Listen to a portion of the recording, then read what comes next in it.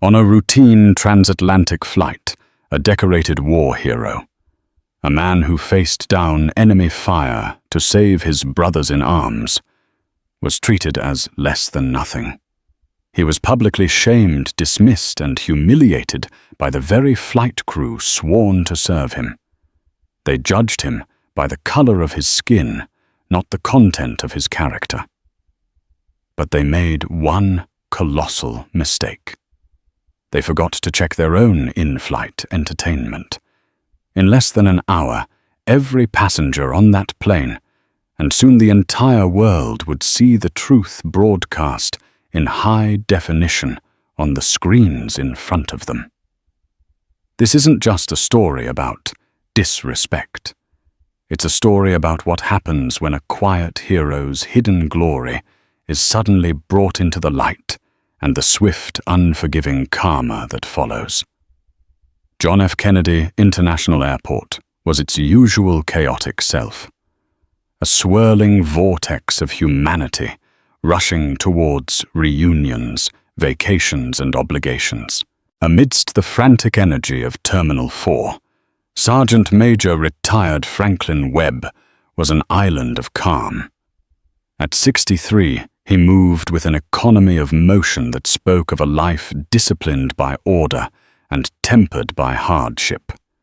His back was ramrod straight, a permanent fixture from decades in uniform. His salt and pepper hair was cropped close, his jawline firm. He wore a simple, well-pressed navy polo shirt and grey slacks, the civilian uniform of a man who no longer needed to prove anything. He sat near the gate for Global Voyager Airlines Flight 112 to London, his carry-on bag resting neatly at his feet. Inside that bag, nestled within a velvet-lined case, was the Distinguished Service Cross, the nation's second-highest award for valor. He was flying to London to be a guest of honor at a Royal Marines charity dinner, an event celebrating the bond between American and British forces. It wasn't a trip he particularly wanted to take. The spotlight always felt unnatural, a borrowed coat that never quite fit. But his sense of duty compelled him. His gaze swept across the bustling waiting area, not with idle curiosity, but with the practiced assessment of a man trained to read environments. He saw the nervous energy of a young family with 2 toddlers, the weary slump of business travelers, the excited chatter of students on a trip abroad. And then he saw Garrett Jensen. Jensen was the kind of man who took up more space than his body required. He was in his late 40s, dressed in a tailored suit that probably cost more than Franklin's first car, and he spoke into his phone as if he were delivering a sermon from a mountaintop. His voice, a reedy tenor sharpened by arrogance, sliced through the terminal's hum. "Know you tell Peterson that if the deal isn't on my desk, by the time I land at Heathrow, Apex Solutions is walking. I don't care about his subsidiaries' projections. I run a multi-billion-dollar logistics empire, not a charity for wishful thinking. Handle it." He snapped his phone shut and immediately began tapping aggressively on his laptop, his sighs of exasperation audible from 10 feet away. Franklin watched him for a moment, a flicker of something old and familiar tightening his gut. It was the posture of entitlement, the casual disregard for the shared space that always set his teeth on edge. He'd seen it in overconfident lieutenants right before they made a fatal mistake, and in smug contractors who thought the rules of a war zone didn't apply to them. He filed the observation away and returned to his quiet waiting. When the boarding call for premium passengers began, Jensen was the first on his feet, elbowing past an elderly couple to be at the front of the line, his ticket held out like a royal decree. Franklin waited patiently until his zone was called, joining the queue without fuss. As he stepped onto the jet bridge, he felt the familiar slight unease of entering a sealed metal tube. He'd spent countless hours in military transports, but commercial flights always felt different, more fragile, more confined. His seat 24B was an aisle seat in the economy plus section. He stowed his carry-on carefully in the overhead bin, ensuring the case within was secure and settled in. A few moments later, a shadow fell over him. It was Garrett Jensen huffing as he tried to jam an oversized briefcase into the already crowded bin. "Excuse me," Jensen grunted, not as a request, but as a command. Franklin leaned forward to give him room. Jensen finally succeeded slamming the bin door shut before collapsing into the window seat, 24A. He didn't make eye contact or offer a word of acknowledgement. He simply pulled out his phone and began talking loudly again, his voice grating in the enclosed space. The middle seat 24C was soon occupied by a young woman, a college student named Sarah, who gave Franklin a brief, nervous smile. The cabin door was sealed, the safety demonstration began, and Jensen continued his loud, one-sided negotiation, punctuated by phrases like unacceptable and non-negotiable. Franklin closed his eyes, hoping to find a moment of peace before the long flight. He tried to summon the familiar calm he used in high-stress situations, a mental technique honed over 30 years of service. But the arrogant voice from the window seat kept piercing through it, a persistent, irritating drone. The storm was gathering, and Franklin, a man who had survived far worse, had no idea he was sitting directly in its path. The aircraft leveled out at 35,000 feet, a silver dart cutting through the vast, dark expanse of the Atlantic night. The cabin lights dimmed, and the soft hum of the engines became the dominant sound for most passengers. For those in row 24, however, the primary audio was still the ongoing business masterclass being delivered by Garrett Jensen. He had seamlessly transitioned from phone calls to a video conference, his laptop screen casting a pale, flickering light on his self-satisfied face. He wasn't wearing headphones. His voice, already loud, was now amplified by the need to be heard over the engine noise. "Look, the whole point of leveraging our European distribution hub is to undercut their domestic supply chain," he declared to his unseen audience. "We're not just entering the market, we're staging a hostile takeover. These people need to learn how we do things." Franklin tried to ignore it. He'd dealt with worse. He'd slept through artillery barrages and rocket attacks. A loudmouth in a suit was nothing. But this was different. This wasn't the unavoidable chaos of a combat zone. This was a deliberate, selfish act of disrespect in a shared space. It was a small tear in the social fabric, but Franklin had spent his life defending that fabric. He saw the young woman in the middle seat, Sarah, flinch with every new outburst. She had her headphones on, but had turned her music up so loud that Franklin could hear the tinny beat from where he sat. Other passengers were beginning to stir, casting annoyed glances towards their row. A man 2 rows ahead turned completely around his face, a mask of irritation, before sighing and turning back. The final straw came when Jensen's tone shifted. His call was now with a subordinate, and his words took on a sharp, ugly edge. "What do you mean the local liaison is pushing back? Is it that guy Omar?" "Of course it is. I told you not to trust anyone from that part of the world to understand a deadline. Some cultures just aren't built for this level of business. They're slow. They need their hands held. You need to be firm with them. Let them know who's in charge." Franklin's eyes snapped open. The casual, sweeping racism, delivered with such thoughtless authority, lit a fuse deep within him. It was the same condescending poison he'd heard whispered in barracks and shouted in bars, the same ignorance that fueled so much of the conflict he'd dedicated his life to containing. He had lost men, good men of every color and creed, fighting against that brand of hatred. He would not sit silently, and let it contaminate this space. He turned his head slightly. "Excuse me, sir," he said, his voice low but clear, cutting through Jensen's monologue. Jensen stopped mid-sentence and looked at Franklin as if he were a piece of talking furniture. "Are you speaking to me?" "Yes," Franklin said, his gaze steady. "I would appreciate it if you would lower your voice, and perhaps use headphones.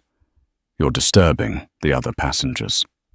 He kept his tone even and respectful, the way a senior NCO addresses a junior officer who is out of line.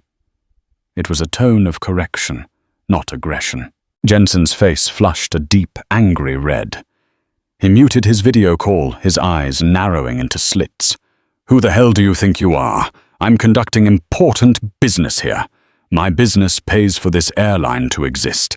It certainly pays for your ticket." "This is a shared space," Sir Franklin repeated calmly. "We're all just asking for a bit of consideration." Jensen let out a short, derisive laugh. "Consideration?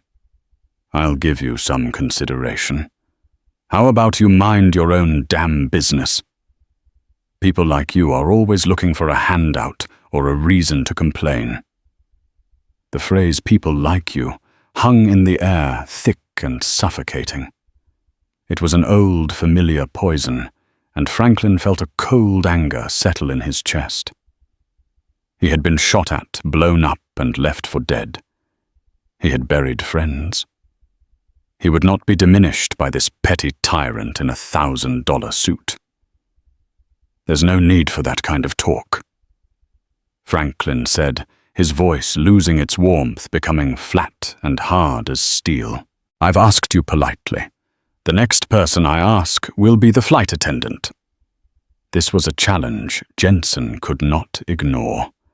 His entire persona was built on dominance. To be challenged by this quiet, older black man was an affront to his entire worldview. "Oh, you're threatening me now." Jensen's voice rose, turning heads across the cabin. "You're going to call the flight attendant on me? Go ahead. Let's see who they believe. The man closing a multi-million-dollar deal, or you?" He gestured vaguely at Franklin's simple polo shirt, a dismissive flick of the wrist that said everything. Franklin held his gaze for a long moment, then calmly pressed the call button above his head. The small light illuminated a silent beacon, signaling the escalation of a conflict that was about to spiral far beyond a simple noise complaint. The call light was on for less than a minute before a flight attendant appeared. Her name tag read Brenda, and she had the weary, forced smile of someone who had already dealt with 3 medical emergencies and a dozen complaints about the meal service that day. She was in her late 50s, with a helmet of blonde hair that looked as rigid as her professional demeanor. "Is there a problem here?" she asked, her eyes darting between the 2 men. Before Franklin could speak, Garrett Jensen launched his preemptive strike. He adopted a tone of aggrieved victimhood, a performance he had clearly perfected over many years. "Thank you for coming, Brenda," he said, infusing her name with a sense of camaraderie, as if they were old friends. "I am so sorry to bother you, but this gentleman here," he gestured to Franklin with a thumb, "has been incredibly aggressive towards me. I was on a private business call trying to secure jobs for hundreds of people, mind you, and he began harassing me. He was leaning into my space, threatening me. Frankly, I feel unsafe." Franklin stared, momentarily stunned by the sheer audacity of the lie. He opened his mouth to counter, but Brenda held up a hand, her focus entirely on Jensen. "Unsafe, sir. What exactly did he say?" Her tone was one of deep concern, the kind reserved for a valued customer. "He told me to shut up, basically, and then threatened to get me if I didn't. I'm just trying to do my work, and I get this hostility. It was completely unprovoked. Brenda's gaze finally settled on Franklin, and the warmth was gone. Her eyes were cold, her mouth a thin, disapproving line. She didn't ask for his side of the story. She had already tried and convicted him based on the testimony of the man in the expensive suit. "Sir," she said to Franklin, her voice clipped and condescending, "we have a zero-tolerance policy for any kind of harassment or intimidating behavior on global Voyager flights. Creating a disturbance is a serious offense." Franklin drew a slow, steadying breath. "Ma'am, with all due respect, that is not what happened. This man was shouting into his computer for over an hour using offensive and racist language. I politely asked him to lower his voice. That is all." Brenda's expression hardened further. The word racist was an annoyance to her, a complication, a tiresome accusation that was always more trouble than it was worth. "Offensive language is a subjective matter, sir. What is not subjective is passenger aggression. Mr. Jensen is a member of our top-tier loyalty program. He has never had a single complaint lodged against him. You, on the other hand, are causing a scene." The injustice was staggering. It was a quiet, bureaucratic violence that felt more soul-crushing than any physical threat. He was being erased, his reality denied. "I am not causing a scene. I am trying to resolve one. I would like to speak to your purser, please." Brenda's eyes narrowed. It was the last thing she wanted. Involving the purser meant paperwork. It meant the incident would be officially logged. "That won't be necessary. I am handling this. I need you to remain quiet for the rest of the flight. If I get one more complaint from Mr. Jensen or any other passenger, the captain will be notified, and we will have authorities meet you upon landing in London. Do I make myself clear?" Her voice was low, but it carried the weight of an ultimatum. Around them, passengers who had witnessed the exchange began to look away, uncomfortable, unwilling to get involved. Sarah, the student in the middle seat, sank lower. Her face pale. She knew what she had heard, but the flight attendant's authority was absolute, and fear kept her silent. Just then the purser, a man named Philip with a slicked-back hair and an air of detached importance, arrived. He had likely been summoned by Brenda via their internal communication system. "Brenda, what's the situation?" he asked, ignoring Franklin entirely. Brenda recounted Jensen's version of events, embellishing it slightly. The passenger in 24B became agitated and aggressive with Mr. Jensen. "I've de-escalated the situation, but he's demanding to speak with you." Philip finally looked at Franklin, his expression one of profound boredom. "Is there anything else to add to what my colleague has said?" "Yes," Franklin said, his voice a low rumble. "Her account is inaccurate. It's based on a lie." Philip sighed, a theatrical display of impatience. "Sir, I'm going to tell you the same thing Brenda did. We don't tolerate disruptive passengers. We have a long flight ahead of us. I suggest you settle in, perhaps watch a movie, and refrain from interacting with anyone. This is your only warning." He and Brenda exchanged a look of mutual understanding. The matter was closed. They turned and walked away, leaving Franklin in a pool of stunned silence. Garrett Jensen gave Franklin a smirk of pure, unadulterated triumph. He leaned over slightly, his voice a venomous whisper. "See, I told you. They know who matters. Now, if you'll excuse me, I have a deal to close." He put on a pair of noise-cancelling headphones, not to listen to his call, but as a final ostentatious gesture of dismissal. Franklin Webb leaned back in his seat. The humiliation, a burning weight in his chest. He had faced down men with guns and bombs. He had endured the unendurable. But in that moment, rendered invisible and voiceless by 2 airline employees and an arrogant bully, he felt a profound sense of defeat. He closed his eyes, the darkness behind his lids, a welcome refuge from the cold indifference of the world around him. He retreated into himself, a soldier finding his foxhole, waiting for the bombardment to end. An hour passed in suffocating silence. The beverage service came and went. Brenda and Philip pointedly ignored row 24. Garrett Jensen occasionally chuckled at something on his screen, a petty king secure on his throne. Franklin remained perfectly still, a statue carved from stoicism and simmering rage. Sarah beside him hadn't moved a muscle, trapped in a state of youthful paralysis, replaying the scene in her mind, her silence feeling more and more like complicity. Then the cabin lights dimmed further, and the seatback screens in front of every passenger flickered to life.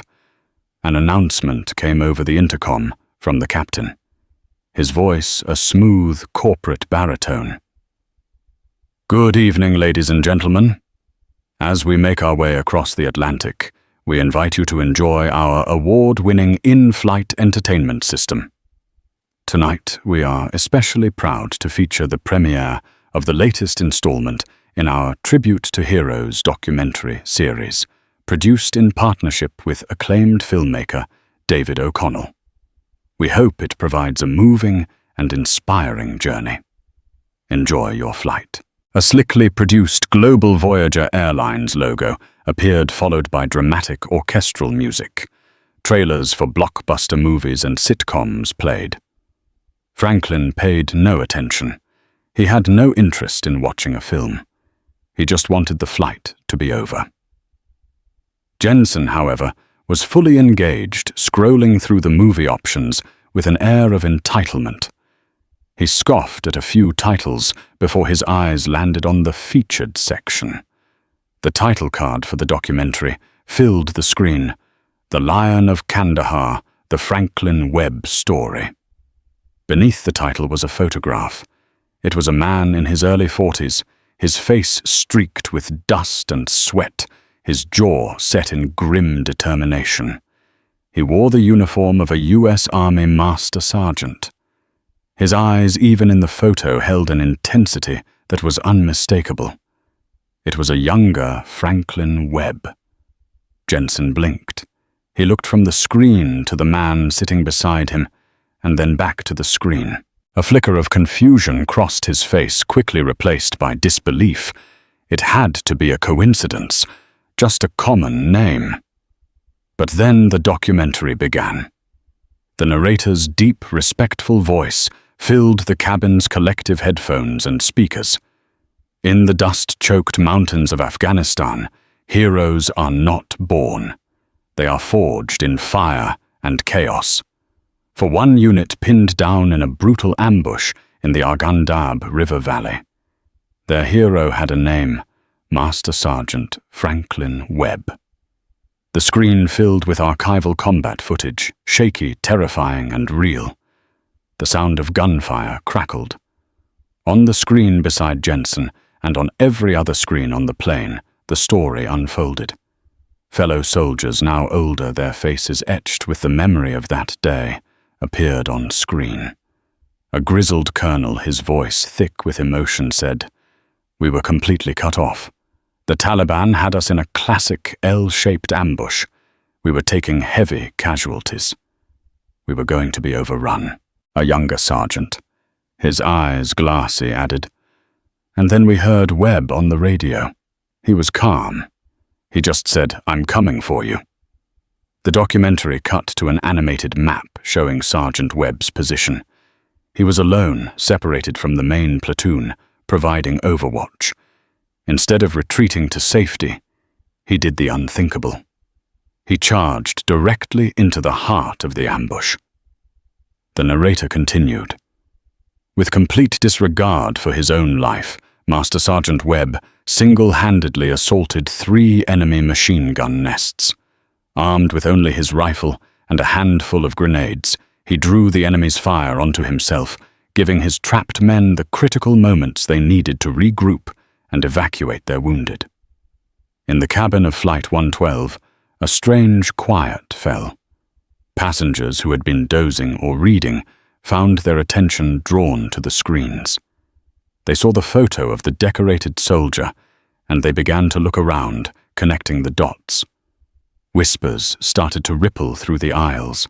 Brenda, making her way down the aisle, collecting trash, paused. She glanced at a passenger's screen, saw the title and frowned. She looked at Franklin, who was still sitting with his eyes closed, unaware of what was happening. Her professional mask wavered a crack of uncertainty appearing. Philip in the galley was idly watching the same documentary on a crew screen. He saw the name. Webb. He looked down his manifest. Seat 24B, Webb, Franklin. A cold dread, heavy and sickening, began to pool in his stomach. Back in row 24, Garrett Jensen was no longer smirking.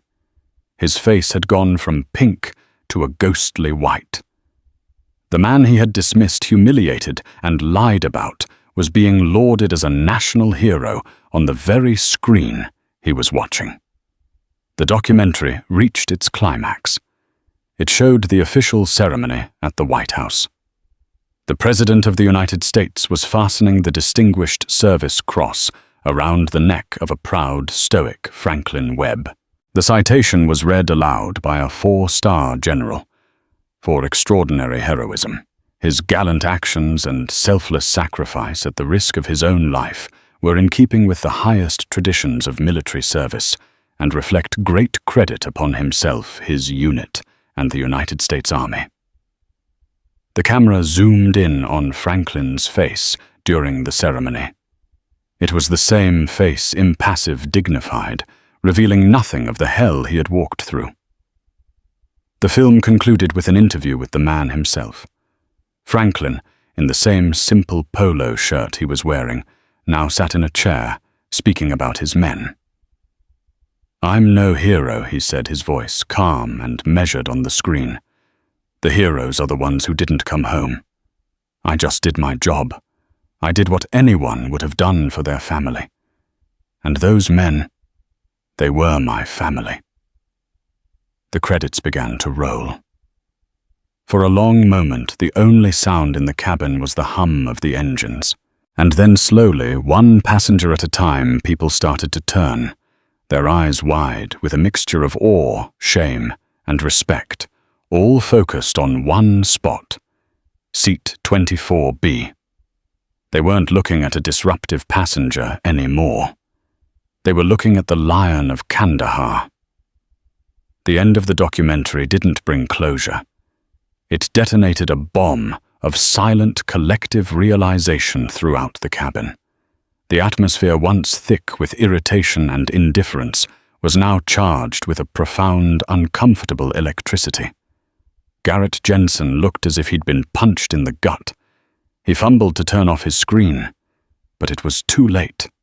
The image of Franklin Webb receiving his medal was seared into his mind and into the minds of everyone around him.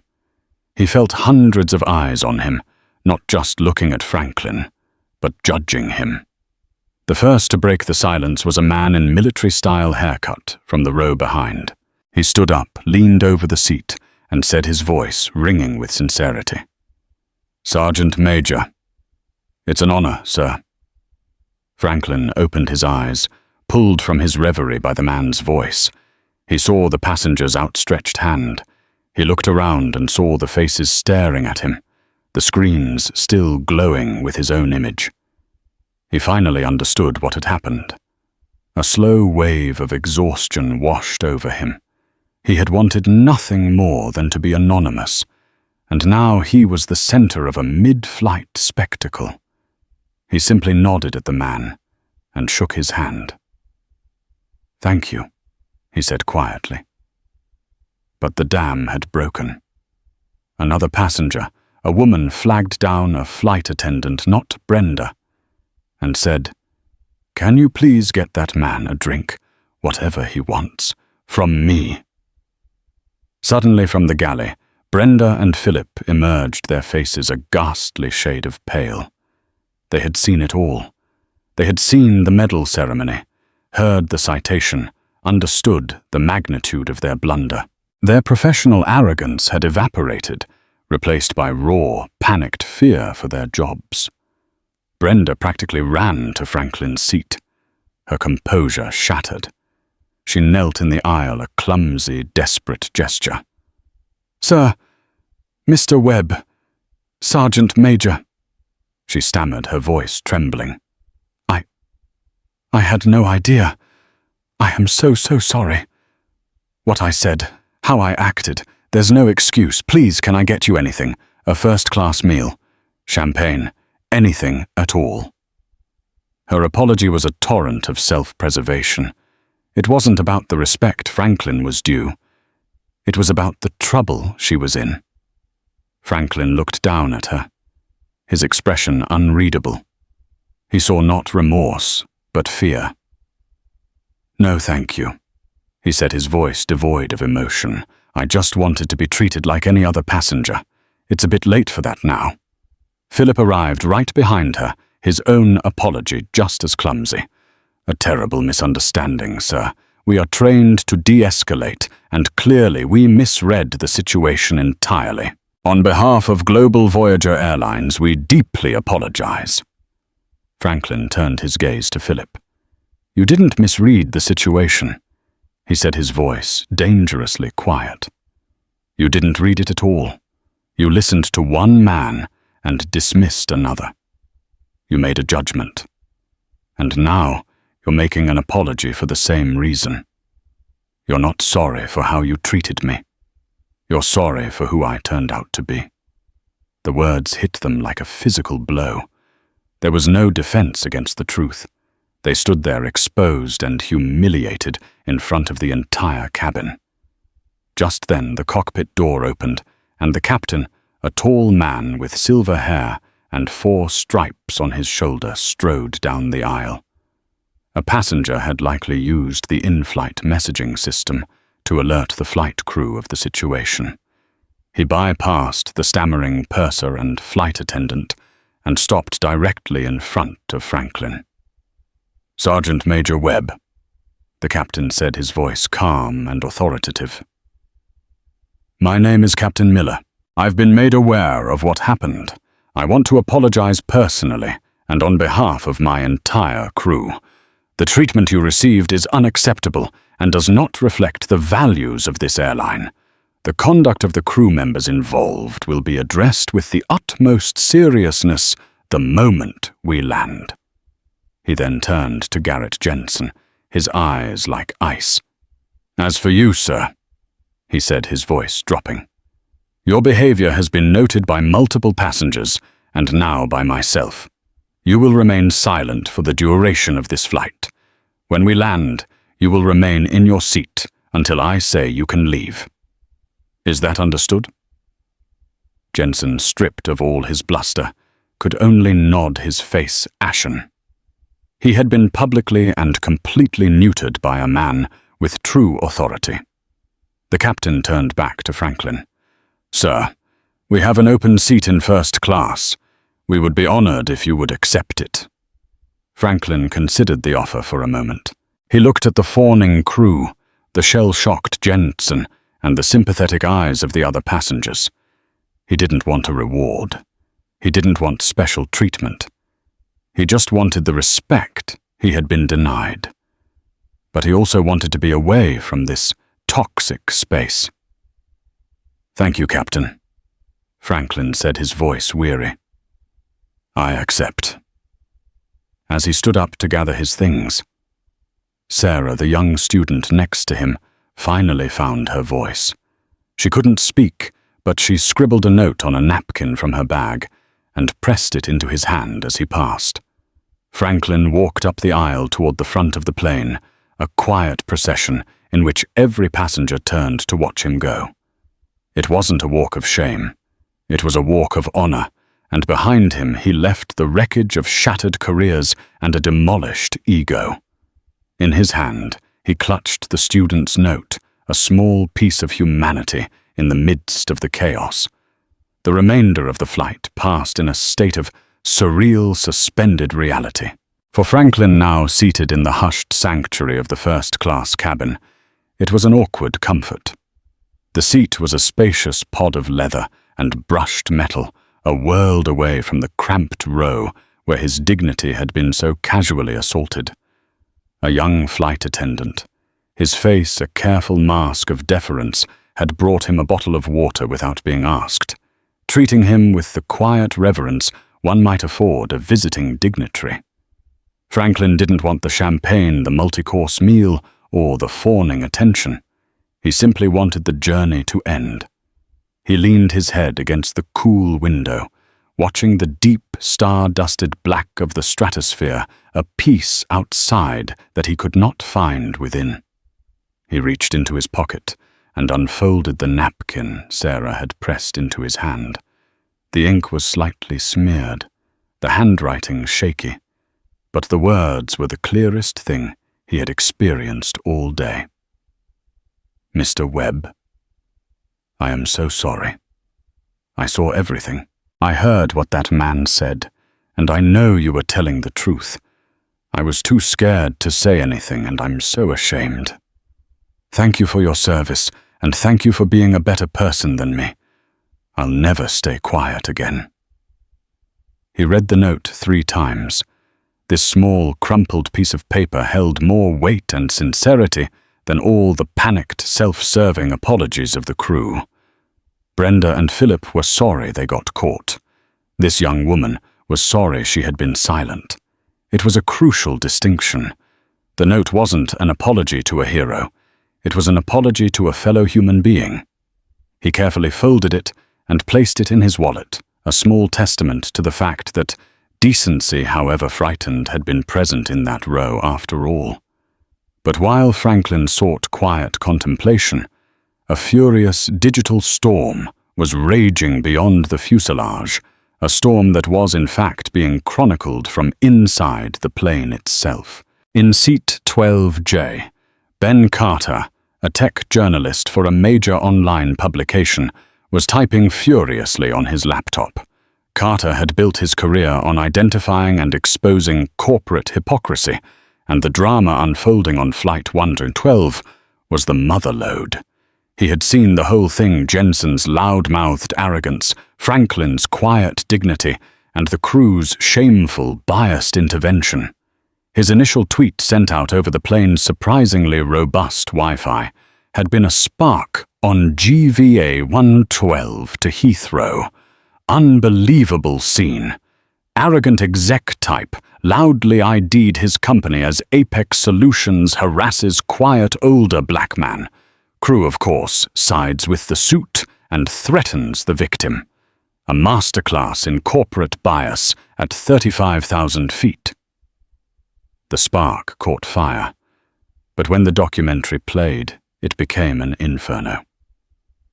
Carter's fingers flew across the keyboard as he live-tweeted the stunning reveal.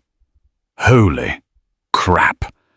Update: the in-flight entertainment just started playing a Tribute to Heroes doc. The man who was harassed and dismissed. He's the hero. Sergeant Major Franklin Webb, Distinguished Service Cross recipient. You can't make this up. The crew is in full panic mode. He attached a blurry photo of Franklin's face on the seatback screen. The thread exploded. Retweets and likes multiplied exponentially. Global Voyager. Fail and Apex Solutions began trending not just in the US and UK, but globally. Back in the economy cabin, passengers with Wi-Fi were seeing the tweets. A low murmur spread as people realized the incident wasn't contained. It was already world news. Someone even uploaded a 30-second video they'd discreetly filmed of Jensen's initial tirade, and its view count was climbing into the hundreds of thousands. The cabin of Flight 112 had become a real-time social experiment, a sealed capsule where an act of injustice was being judged by the entire world, before the wheels had even touched the ground. As the plane began its final descent into London, the sterile, pre-recorded announcement about tray tables and seatbelts felt absurdly mundane. A palpable tension settled over the passengers. Everyone knew this was no ordinary landing. When the captain's voice came over the intercom for the final time, the usual smooth baritone was gone, replaced by a strained formality. "Ladies and gentlemen, we have now arrived at London Heathrow. For your safety, please remain in your seats with your seatbelts fastened until the aircraft has come to a complete stop at the gate and the seatbelt sign has been switched off. Sergeant Major Webb, a representative from the airline, will meet you at the aircraft door to personally assist you." The pointed formal address sent a final shockwave through the cabin. Garrett Jensen, who had spent the last 2 hours trying to shrink into the fuselage, felt a cold knot of dread tighten in his stomach. The gentle bump of the landing gear on the runway was followed by the roar of the reverse thrusters. As the plane taxied towards the terminal, the silence was heavy, broken only by the whirring of the ventilation. The metallic clang of the jet bridge connecting to the aircraft door sounded like a guillotine falling. When the door hissed open, it revealed not the usual smiling gate agent, but a somber delegation of men in dark, expensive suits. At their head was a man with graying temples and the haunted look of someone who hadn't slept in 12 hours. "Sergeant Major Webb," he said, stepping aboard and extending a hand. "I'm Robert Walsh, head of UK operations for Global Voyager. On behalf of our CEO and our entire global family, I want to offer our most profound and sincere apologies for the disgraceful treatment you endured on this flight. There are no excuses. Please allow us to escort you through the airport." Franklin, weary beyond words, simply nodded and shook the man's hand. He was a soldier, and this was another mission to be endured. As Walsh's team created a protective bubble around him, leading him off the plane first, he glanced back. He saw Brenda and Philip standing near the galley, their faces white with terror, being intercepted by another stony-faced executive. They were not being invited anywhere. They were being detained. Their journey was over. Garrett Jensen was forced to wait until the very end, the captain's final act of authority. He watched every other passenger file past their faces a mixture of pity and contempt. When he finally stepped off the plane, he felt a flicker of his old arrogance return. He was on solid ground. He was Garrett Jensen of Apex Solutions. He would handle this. He strode into the terminal and pulled out his phone, his thumb moving to switch it back on, ready to fire off an angry email to his London counterpart. The moment the phone connected to the network, it began to vibrate uncontrollably in his hand, a frantic buzzing seizure. The screen lit up with a blinding cascade of notifications. Email 2137 new, urgent emergency board meeting, regarding your conduct on GVA 112. Text 42 new. From his London business partner, Garrett saw the video. "We're done. Don't call me. The deal is off. Our brand cannot be associated with this."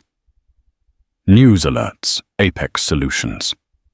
CEO, filmed in racist rant on flight, Global Voyager.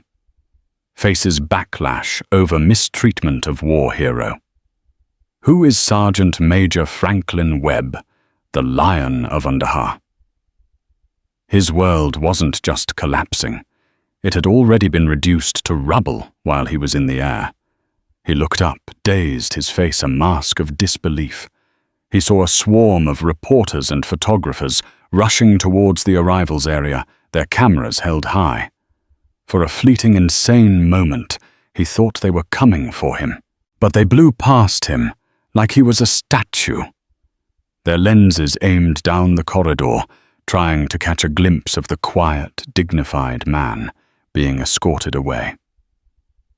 Garrett Jensen stood alone, the vibrating phone in his hand, feeling like a live grenade.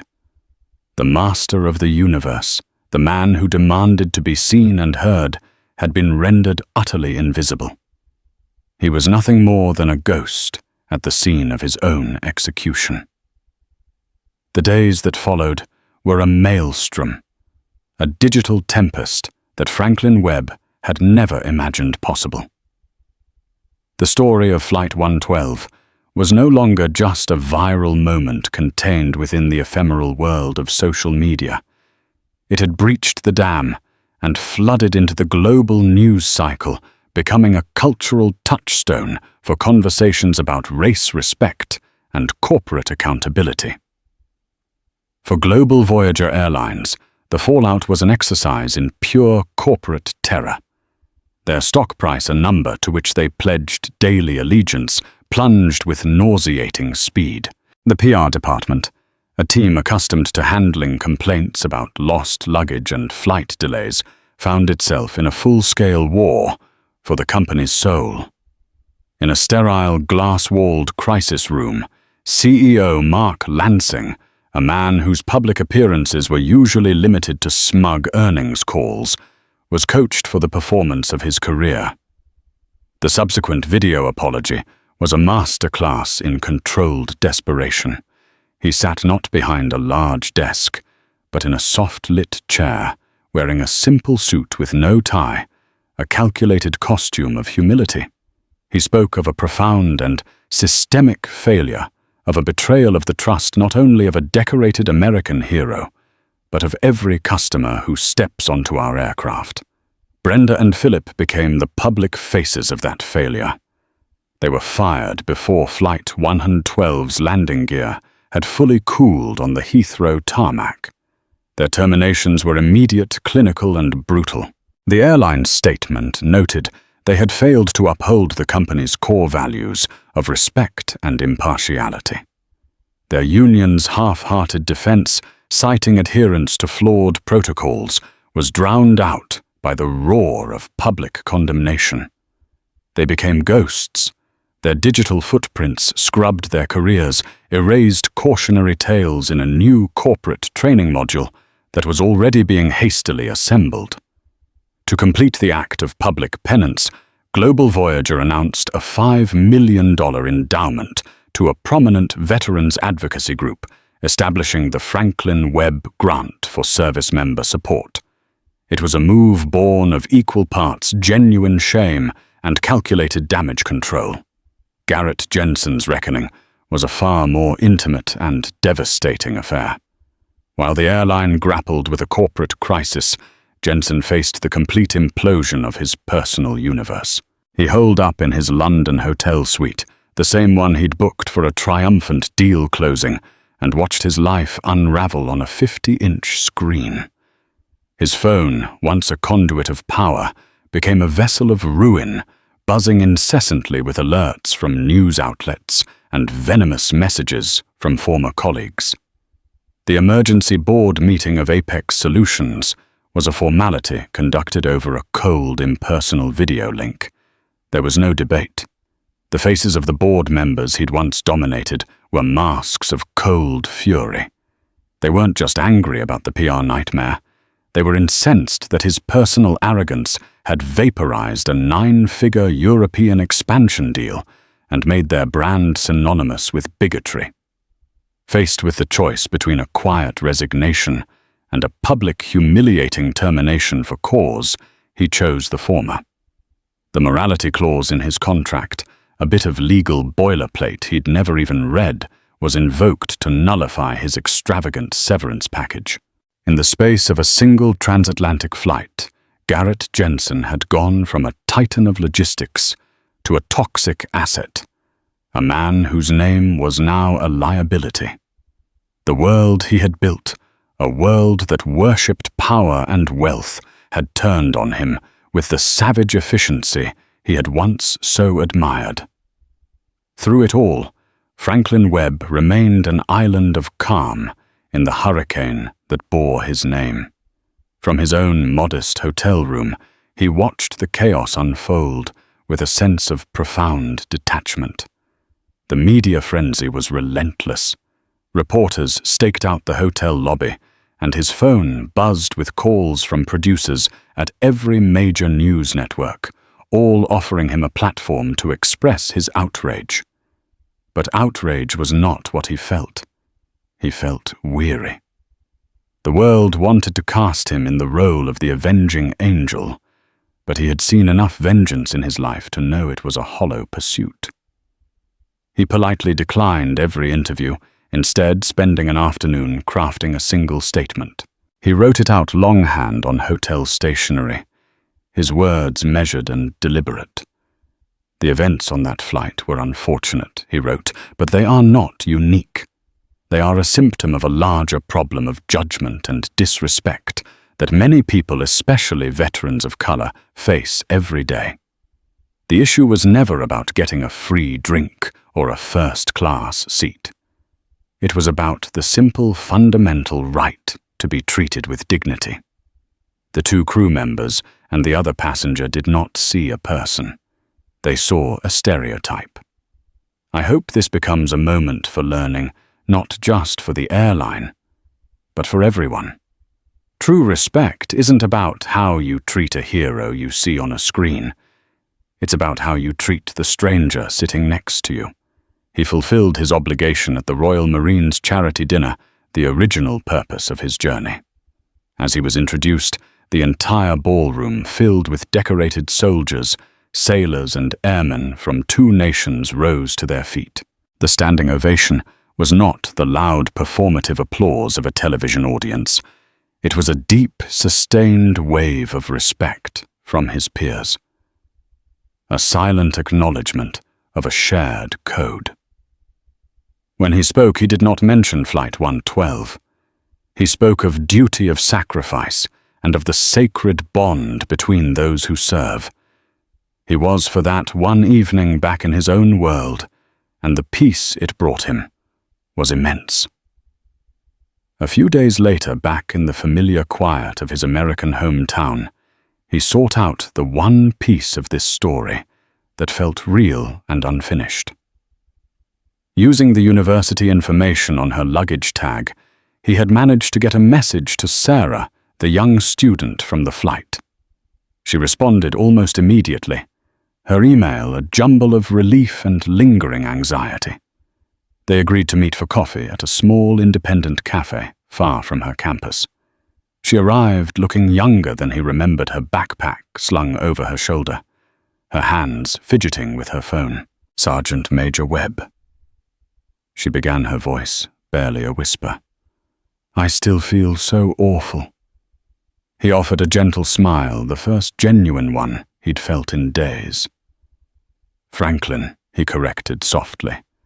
"And you have nothing to feel awful about. You were in a difficult situation. Fear is a powerful thing. I've seen grown men, brave soldiers, frozen by it. What matters isn't that you were scared. It's what you do after. It's that you learn." "But I should have said something," she insisted, her eyes glistening. "I knew he was lying. I heard everything. And I just sat there." "You did say something," he said, reaching into his wallet. He pulled out the small folded napkin, now soft and creased from travel. He smoothed it out on the table between them. "Your note," he said, his voice lowering with sincerity, "was the most honest and meaningful apology I received in this whole mess. All those corporate statements and news reports, that's just noise. This," he tapped the napkin, "is real. You said you'd never stay quiet again. By writing this to me, a stranger, you were already keeping that promise." A single tear rolled down her cheek, a tear of release. They sat for over an hour. He steered the conversation away from the flight, asking about her major in social work, about her dreams of helping people. He spoke a little about his own life after the army, about the simple joy he found in his garden and the chaos of his grandchildren. He shared a small piece of his philosophy, something an old platoon sergeant had taught him decades ago. You don't have to win the whole war by yourself. Just take care of the person on your left and the person on your right. If everyone does that, the rest takes care of itself.